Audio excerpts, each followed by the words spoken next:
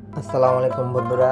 আমার ছাদে আলহামদুলিল্লাহ ২টা নতুন অতিথি আমি নিয়ে আসছি। ২টা সাদা রাজহাঁস। তাদের মানে বাড়িতে আনছিলাম প্রথম একটা, তারপরে আম্মু বলল যে একটা তো মনে হয় রাখতে পারবি না, আরেকটা নিয়ে আয়।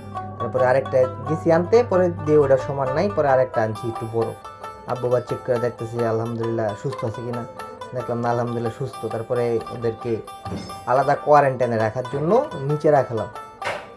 মানে নিচে রাখার পরে মানে একদিন পরে ওদের ছাদ উঠামো আর কি। হাঁসগুলা কিনতে যাওয়ার সময়ের ভিডিওটা করতে পারি নাই, কারণ ওইখানে একটা অ্যাক্সিডেন্ট ঘটছিল। আমার মোটরসাইকেলটার একটা অটোতে ধাক্কা মেরা ফালাই দিয়েছিল, এই জন্য ওই সময় আর ভিডিও করতে পারি নাই। তারপরে এই যে এখন আমি ছাদে নিয়ে আসলাম, ছাদের মানে আমার রাজহাঁসগুলারে এইগুলো এখন ওইগুলোর সাথে রাখবো। রাখার পরে যে আমার আমার আগের চীনা হাঁসগুলো যেগুলো ছিল ওইগুলার সাথে এগুলারে রাখার চিন্তা ভাবনা করছিলাম।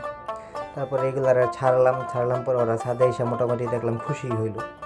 খুশি হওয়ার পরে ওরা ঘোরাঘুরি করতেছে। আমি এবার পানি দিলাম, খাবার দিলাম, মানে খাবার পাল্টাইলাম, পানির পাত্র সব কিছু ধুয়া টুয়া এগুলারে ছাইরা দিয়া, মানে যখন চীনা হাঁসগুলো ছাড়ছি তখনই মনে করেন যে আরেকটা ঝামেলা ঘটে গেছে।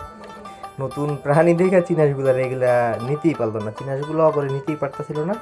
চীনা হাঁসগুলো প্রথমে ওদের একটু মানে হুমকি দামকি দিতেছে, হুমকি দামকি দেওয়ার পরে আমি ওদের বুঝাইতেছি যেগুলো তো তোদের সাথেই থাকবে, নতুন অতিথি। তো হঠাৎ করে আমার মানে যে মেল চীনা হাঁসটা ওটা একটু বেশি মানে আগ্রাসী ছিল।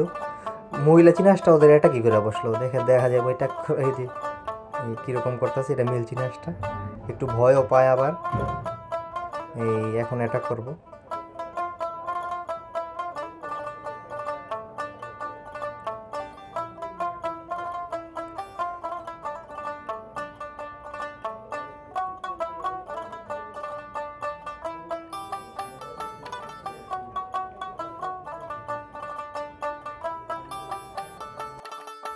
এই যে দেখেন এখন নীল চীনা হাঁসটা ওদের অ্যাটাক করবো। তারপর আমি ওদের ছাড়াই দিই। এই যে দেখেন এই যে অ্যাটাক করে বসলো, মানে ওরা নিতে পারতেছে না ওদের মানে খাঁচাতে অন্য কেউ। তারপরে আমি ছাড়াই দিয়া তারপরে ওদের ওদের মানে চীনা হাঁসগুলারে খাওয়াইয়া আটকায় ফেলাইছি। তারপরে রাজহাঁসগুলারে আলাদা করে খাইতে দিছি, হয়তো ওরা খাইতেই দিত না আর হাঁসগুলারে